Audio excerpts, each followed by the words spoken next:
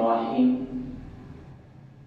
نحمده ونصلي ونسلم على رسوله الكريم أما بعد فأعوذ بالله من الشيطان الرجيم بسم الله الرحمن الرحيم الصلاة والسلام عليك سيدي يا رسول الله وعلى آلك وأصحابك سيدي يا حبيب الله۔ اگر کوئی انسان کھانا کھاتے ہوئے ایک کام کر لیتا ہے، اللہ تعالیٰ اس بندے کو جو کھانا کھاتے ہوئے ایک کام کرے گا، اللہ تعالیٰ اس بندے کو جس طرح ایک بندہ روزہ رکھ کر صبر کرتا ہے، روزہ رکھ کر صبر کرنے کی وجہ سے جو اللہ تعالیٰ روزے دار کو ثواب عطا فرماتا ہے، کھانا کھانے کے دوران اگر کوئی بھی انسان ایک عمل کر لے، اللہ تعالیٰ اس بندے کو بھی روزے دار کی طرح ثواب عطا فرمائے گا۔ مشکات المصابیح کی حدیث شریف نمبر 4020 ہے، جس کو ترمذی شریف اور ابن ماجہ سے نقل کیا گیا۔ اس حدیث مبارکہ کے راوی حضرت ابو ہریرہ رضی اللہ تعالی عنہ ہے۔ انہوں نے کہا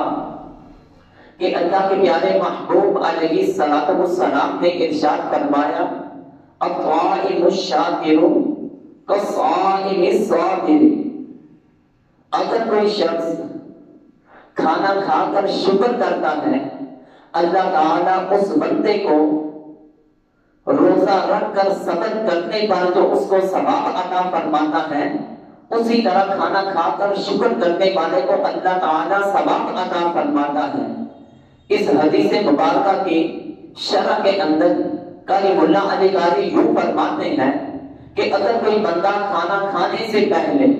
اللہ کا نام لے لیتا ہے، یعنی بسم اللہ الرحمن الرحیم پڑھ لیتا ہے، اور جب اس نے کھانا مکمل کر لیا اور کھانا کھانے کے بعد اللہ کا شکر کرتا ہے، یعنی وہ اپنی زبان سے الحمدللہ کہہ دیتا ہے، یعنی کھانا کھانے کے شروع میں بسم اللہ پڑھ لی اور کھانا کھانے کے بعد اس بندے نے الحمدللہ کہہ دیا، بندے کے اس عمل کی وجہ سے اللہ تعالیٰ اس بندے سے اتنا خوش ہوگا، اتنا خوش ہوگا، رسول اللہ صلی اللہ علیہ وسلم فرماتے ہیں کہ جب اس بندے نے اس عمل کو کر لیا، اس عمل کی برکت کی وجہ سے اللہ تعالیٰ اس بندے کو، وہ بندہ جو روزہ رکھ کر صبر کرتا ہے، صبر کرنے کی وجہ سے اللہ جو اس کو ثواب عطا فرماتا ہے، اسی طرح اس بندے کو بھی اللہ تعالیٰ روزے دار کی طرح ثواب عطا فرمائے گا۔ اللہ کی بارگاہ میں دعا ہے کہ وہ ہم سب کو ہر کام، جائز کام کے آغاز میں اللہ کا نام لینے کی توفیق عطا فرمائے۔